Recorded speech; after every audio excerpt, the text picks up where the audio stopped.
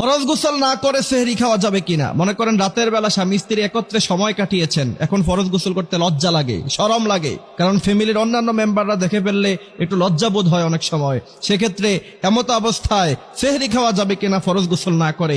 এই প্রশ্নটা আমাদের কাছে অনেকেই করেছেন। খুব সাবধান, ইসলামের এই বিষয়গুলো এত বেশি সাবধান থাকতে হবে আপনাকে।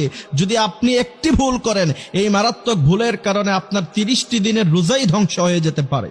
এই জন্য আল্লাহর হাবিব সাল্লাল্লাহু আলাইহি ওয়াসাল্লাম বলছেন, ইসলামের যেই কোনো আমল করার আগে অবশ্যই তার ব্যাপারে সম্পূর্ণভাবে তোমাকে জানতে হবে, তারপরে তুমি অল্প আমল করবা। আখলিস দীনাকা ইয়াকফিকাল আমালুল কলিল, আমল অল্প হবে কিন্তু সেটা যদি সঠিকভাবে হয়, সহিভাবে হয়, তাহলে আল্লাহ তাআলা সেটাকে কবুল আর মঞ্জুর করে নেবেন। এই জন্য এই মারাত্মক ভুলগুলো যদি আপনি করেন, তাহলে আপনার রোজা সমস্যা হয়ে যেতে পারে।